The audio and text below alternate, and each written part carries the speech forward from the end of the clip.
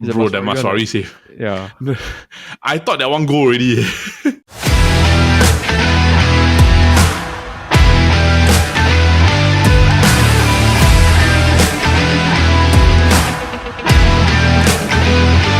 Hello everybody and welcome to another episode of the Futbol Kaki, brought to you by the Chit Podcast Network. I am your host Elder and I'm joined by my fellow Kaki bro Paul. Bro, how you doing? We had a week break.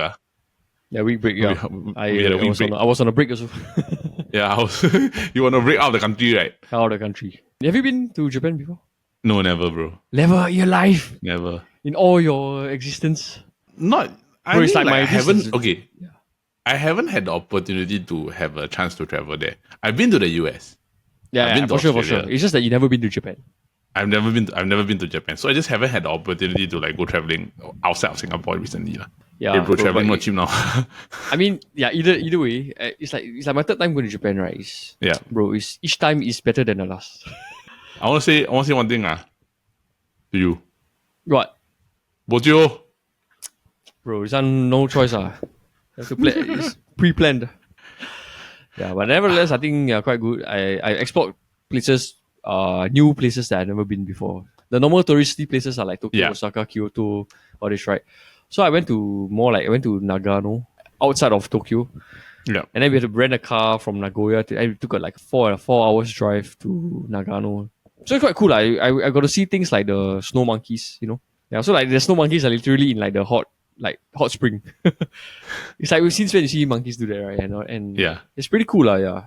And driving in Japan is a very cool, a new and unique experience. Which I That's the funny part, not? Yeah. You drive in Japan, but you hardly drive in Singapore. Bro, yeah. Honestly, because we go out of the country, I can rent car, right? But in Singapore, I don't really have like my own personal vehicle, so yeah, you know. You're the one of the few people I know, right, where you drive more outside of Singapore than you drive in Singapore. Like, and honestly, it's way cheaper to drive outside of Singapore. Of course lah, you're not talking about the price of the car, what? And besides, you know me how long, right? I drive a lot more in Singapore. Yeah, I mean, because like you yourself say you're here more often. Yeah, that's true. Yeah, so actually, I've been to last year. I went to Thailand. I drove. This year I went to Japan. I drove also. Yeah, I could have driven in Germany, but I didn't. We didn't book the car.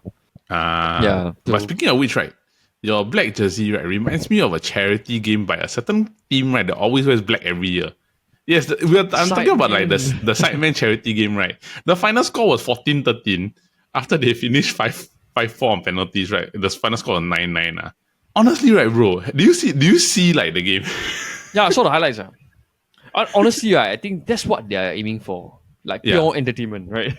Correct. Bro, like I laugh, right, with Angry Jeans, right? It's like the most blatant handball in the history of handball. It's like he's not even trying to put his body, he's just like, nah, I'm going to let you in my hand.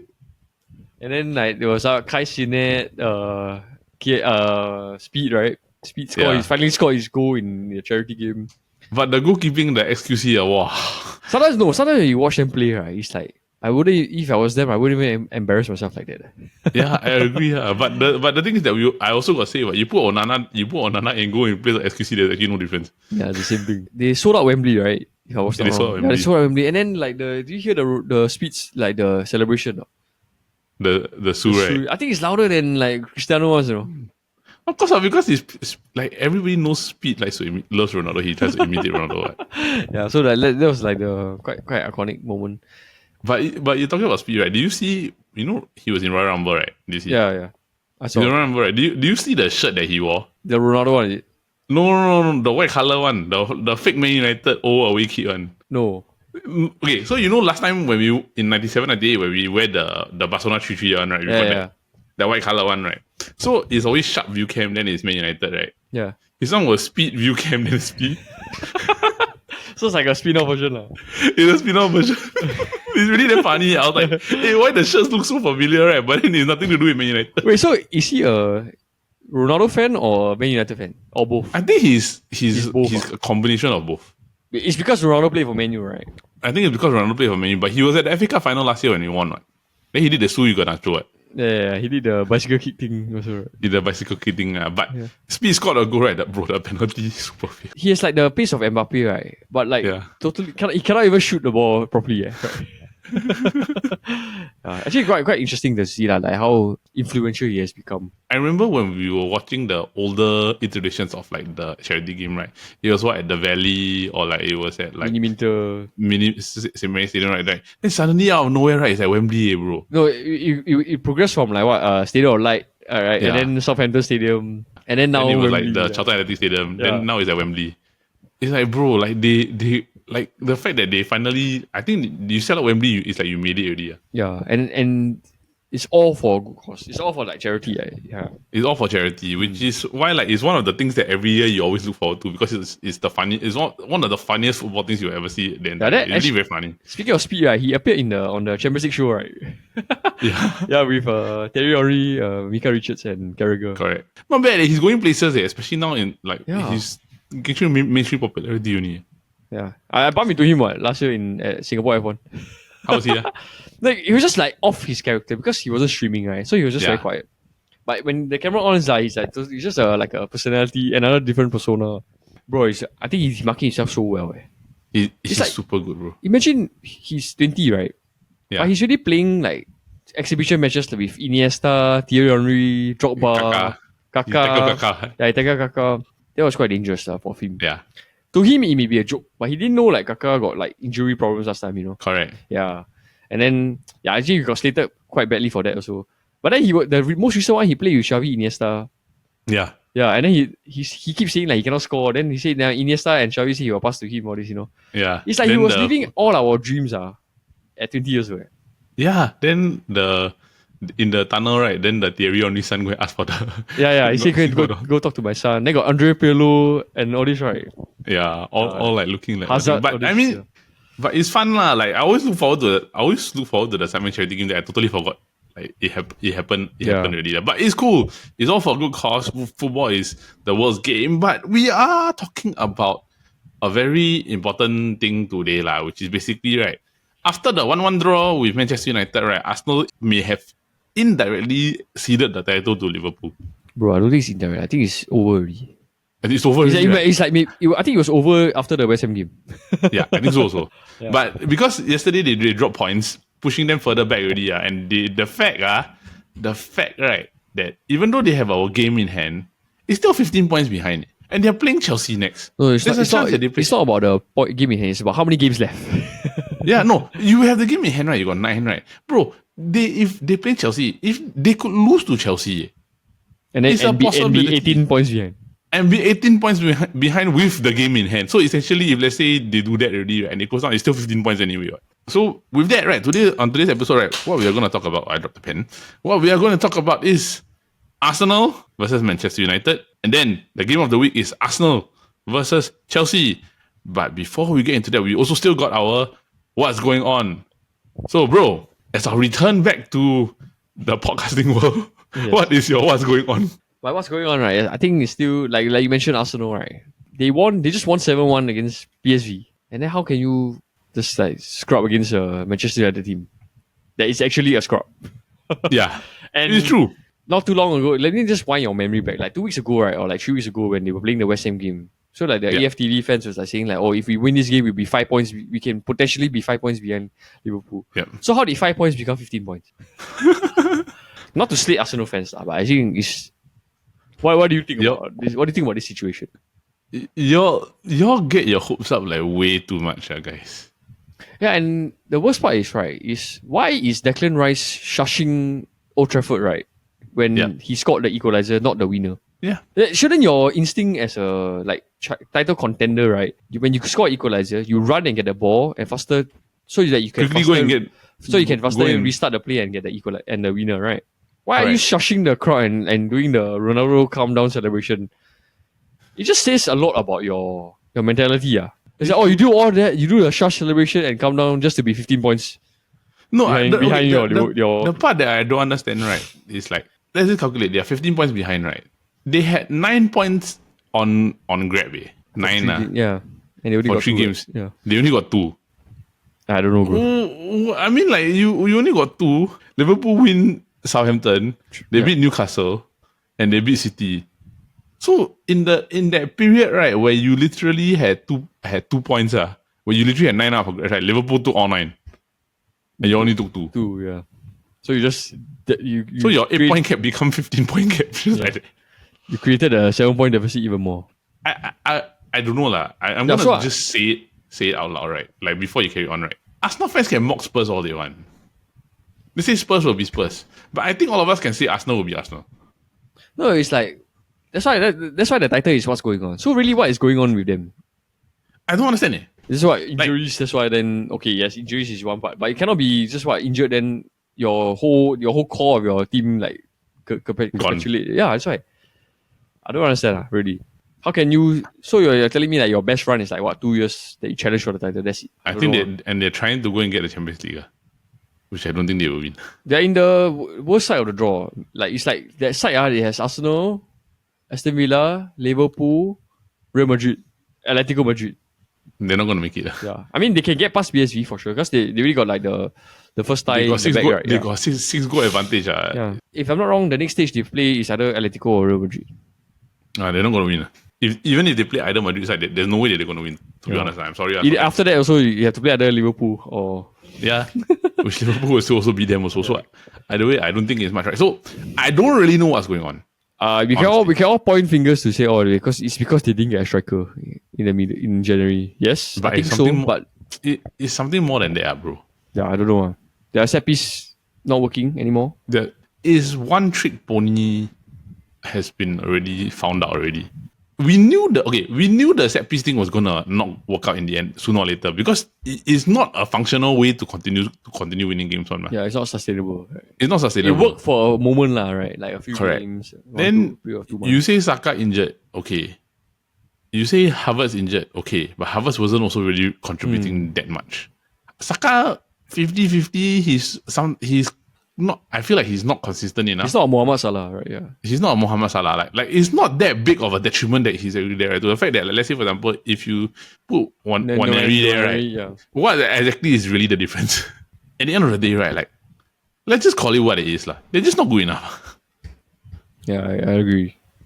So 5 point become 15 points. So 5 point become 15 point, right? When you got two out of nine max available, right? Which brings us to our main topic, which is basically the Manchester United versus Arsenal game.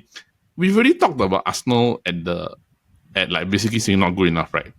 I think this game basically summed up Arsenal in like kind of a nutshell. Like Man United is just what Man United is. You against a big club, somehow you just show up. Then every other weekend you just capitulate. That one is no difference, right? But yesterday also they didn't really play very well. So it was just because Bruno scored a free kick.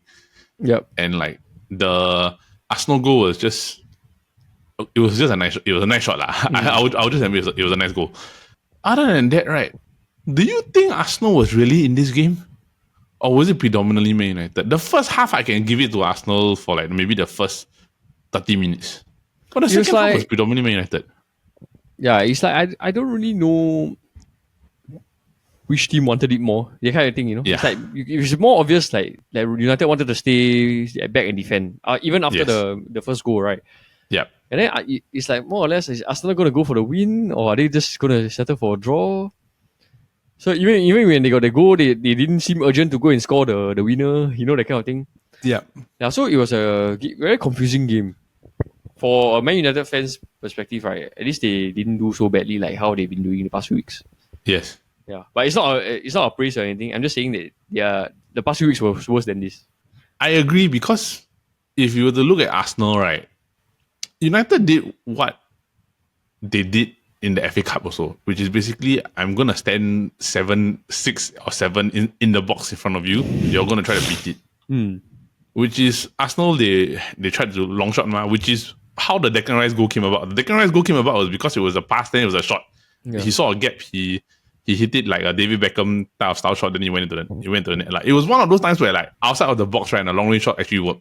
But most of the time, if let's say a body got in front of you, right, the ball's not going to go through. Yeah. Because you're talking about 5, 6, or 7 in front of the box. So they just cannot break a team down when it's like cluttered. And it doesn't help that they don't really have a striker. They're playing Marino as striker. Yes. Also lah. So yeah. Even if Havertz there also, I don't know. Maybe a bit of much more of a threat, but I don't feel it's as like potent as like Liverpool's attack, you know. Yeah, and there were points where like even if Mourinho was there, right, Trossard was the more viable option. Trossard as a viable option is not really a very big option. Yeah. So if you're like playing Tierney over Sterling, right? Yeah. Then I don't know what we can say anymore in terms of attacking wise. And you're putting Tierney over Sterling. Pretty much sums up Arsenal's like season already. Yeah. Correct. So which brings me up to my next question, because in the post-match interview, they asked Arteta about gap, his thoughts on the league title, right? Yeah. Then he walked away, right? Yeah. I think he's disgusted. He's upset, yes. Arsenal have got issues, which is basically a striker, right?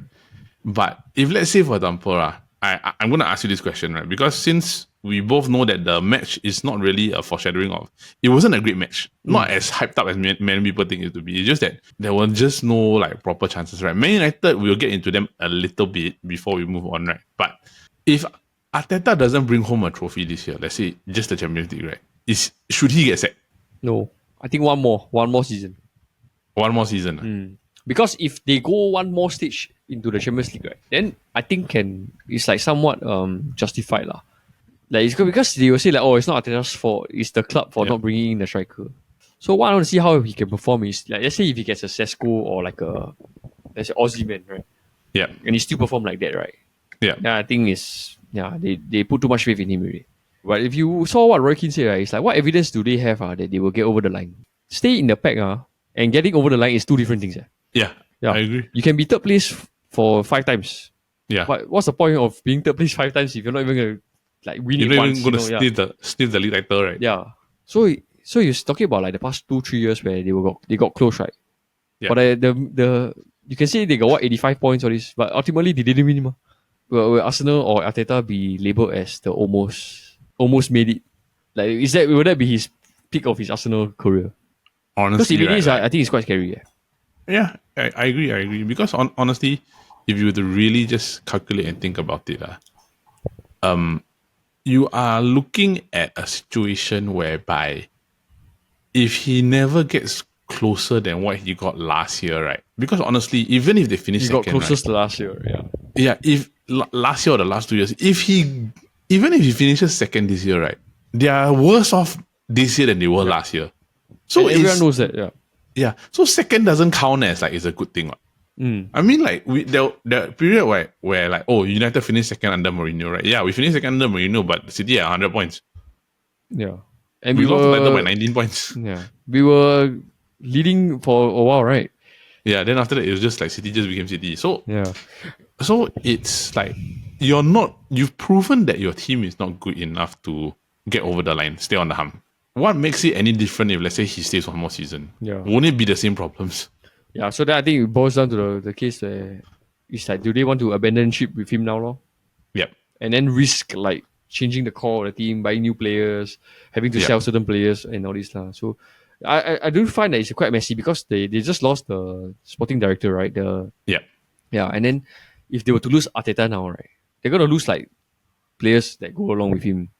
Yeah. So it's whether Arsenal can bear the cost of like having to release him. Because if I'm not wrong, he just signed a contract last year. Arteta, yeah.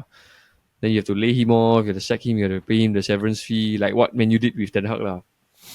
And all this. Yeah, so can be quite a tricky situation lah. They'll be like, they'll be, in their heads, they'll be thinking like, oh, since we already committed with him, let's stick with him. Yeah, I agree. Then it boils down to like, okay, maybe they may make the same mistake as Man United lah. Yeah.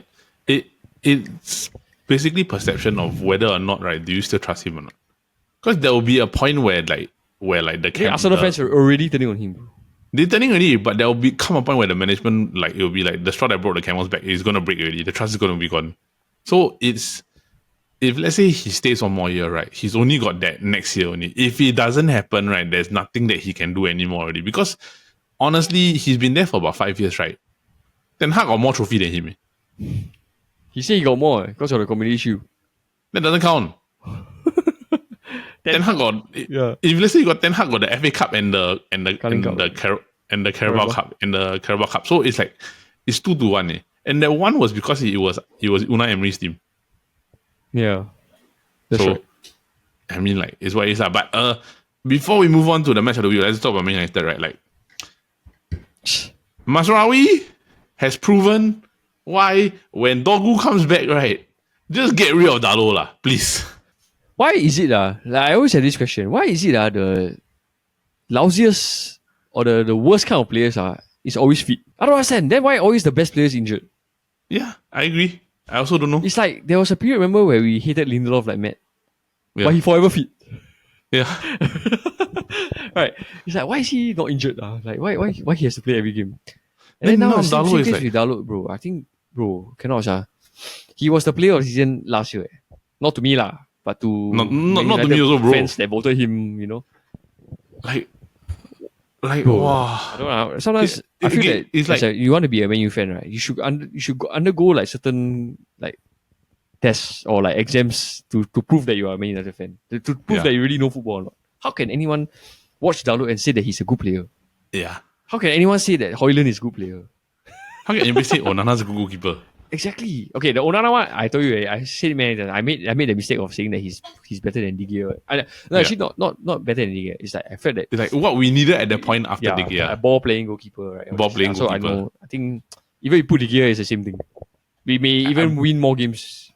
With De Gea, right? Yeah. Like, okay, to me, right, like, what highlighted my low tolerance for Onana, right, was that yesterday, there was a shot that came in, right? He parried it straight to Arsenal player, I saw. right? Then, And but it was lucky that that the he didn't Arsenal player was offside and he skied the ball.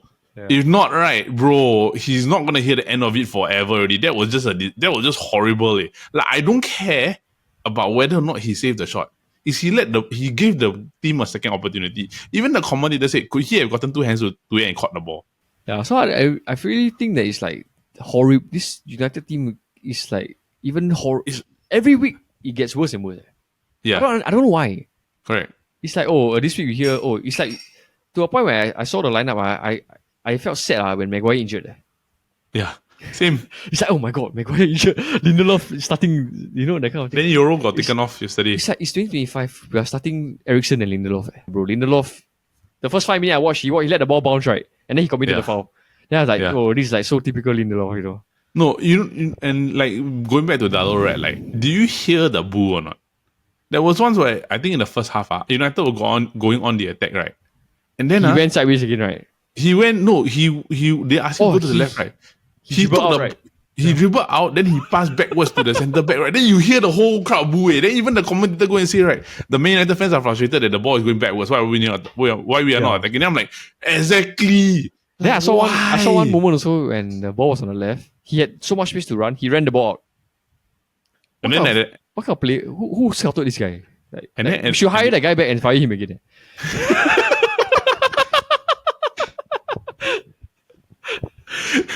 no, and the worst part is, right, at the end of the game, right, the ball was on the left wing, right? He skied the ball from across. There's so many times, so many instances where I can say that Dalot is not a good player. Yeah. Like, okay, if you're saying he's just a wing back, he's supposed to defend. Yes. Okay, Yes. show me evidence that he can defend well. He said, Yeah. okay, never mind.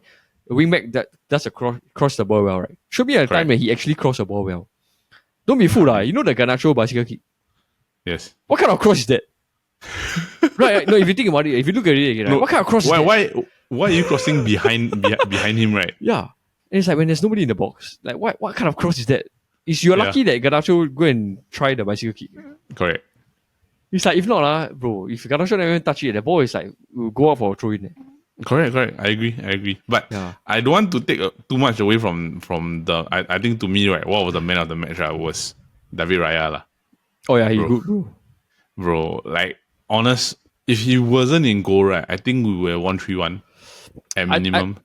Yeah, I think the Xerxes one he did a flick was because it was too close to Raya. So No, Raya just I had think to it's- stay there and he saved the ball. I think it's which is because the Zirkzee one, right, the ball changed trajectory. good. So he just had to adapt lah. Yeah. He had to adapt, then try to flick. I think that if let's say the ball had gone the trajectory, it would have landed in front of Zirkzee, right? I think he scored already. Like the Nani against Bayern Munich, that kind. Yeah, Yeah, I think he that scored already. So that one is a good one. But I think the save that all of us have Masraoui to one, right? is the Is the bro, that Masraoui one, Masraoui save. Yeah. I thought that one goal already. Yeah, that one would have been the winner, right? That would be the winner, right? And the Bruno, the 87 minute one, right? 87 minute one, the Bruno one, the ball pushes up. Immediately where we thought jump back, come right in.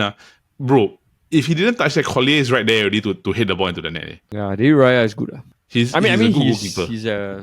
He can be a bit suspicious at times also with the ball playing. Like you always once in a while lose the ball, then give Arsenal fans a bit of a panic moment, right? But he's a shot stopper. Yeah, he's better than Ramsdale for sure. Yeah, I agree. Like I've always said this, at the end of the day, right? To quote Roy Keane, right? Your job is your job. Like as a goalkeeper, right? Your job is to keep the ball off the net. Not to play the ball off the back. Not to play the ball out of the back. Is to keep the ball out of the net, not play the ball from out of the back. If you have the chance to play the ball out of the back, can. But your primary job is to keep the ball out of the net. Which is why I say Ederson is horrible. So I just had to throw that in there, right? But I mean, at the end of the day, right? Arsenal got a lot of questions, and if it wasn't for David Raya, right, they would have lost. It would have been 1 point out of a possible 9. That's crazy. That 1 out of 9, bro. It would have been bad. So they are currently 15 points behind Liverpool. And going into this weekend, right? Like, let's move on to the match of the week. They're playing Chelsea. Oof. It could end this week. Yep, I think so. It could really literally end this week because Liverpool's playing Liverpool's not playing this weekend. Liverpool's playing a cup final. Yep, the Carabao Cup final, right? They're playing Carabao Cup. So they're not going to play. Then after that, they're going to play Everton. If Chelsea beat Arsenal, it's over already. Yeah, they can just play youth team for the rest of the season. It's done already. There's literally no point because even if, let's say, they have a chance to play Arsenal at the end of the season, right? I don't think the title will wrap up by then already. Yeah. The title would have been wrapped up by then already. No, they say if like by then the Arsenal need to give guard of honor at Anfield. Yeah. They like to give guard of honors, bro. Arsenal. Just give it out, bro. Like, there's no point. There's really no point. Just like wrap it up, focus on the Champions League and see whether you got a shot. Yeah. Let's not even talk about the Champions League, bro. Let's not about Champions League. But, speaking of Chelsea, right? Cole Palmer is in horrible form at the moment. Yeah. I felt that if he was in like last year's form, right? I think they would be third, at least. Yeah, I agree. Or like closer to where Arsenal is, But the thing is that, right? They're playing 50-50. Yep. They lost to Brighton. They lost to Aston Villa, right? Yeah. They beat Southampton 4-0 and they beat Leicester 1-0. So and before that, right, they lost to Man City and they beat West Ham. So it's like they win what they're supposed to win, they lose what they're supposed to. They win 3, lose 3. So it's like they're too inconsistent. It's like either left or right. So which Chelsea is gonna show up against Arsenal? But it's at Emirates, right? So I do feel that next week Arsenal will play a young team against PSV because they really more or less wrapped up the title, right? I agree. Yeah, so I think they will come out all guns blazing against Chelsea. It's just whether or not Chelsea can fend them off. Yeah, like you said, which version of Chelsea will come out? If they come out like the Chelsea against like Man U or this, I think can. Don't worry, they got the freedom fighter. The freedom fighter look like troops, right? They say he look like a younger version of troops. Bro, 10 games, no contribution, Hey, this is no contribution. By the way, did you see troops when Bruno scored a free kick? What happened? He was sitting on his like his gaming chair, right? He leaned it all the way, inclined it all the way back, and then he was like in a blanket, like almost like flat already. Then he was like, "Raya, why are you standing so far to the left?" Then like 2 seconds later, Bruno scored. Damn funny, bro. No, but I got to say, Raya could have saved that, right, if he had Courtois' height. Yeah. No, he stand too far. I don't know why he stand so far. No, too far. It's too far already. There's too much space. If he was Courtois' height, right, Courtois would have saved. Courtois could have saved it. Yeah. But I think the Arsenal Chelsea game is going to decide the title. Yeah, I do feel that they will Arsenal will win. Prediction? 1-0. 1-0. Okay, for me, draw. 3 points in 12. It's a draw. 3 points in 12. I'm gonna take a 1-1 draw.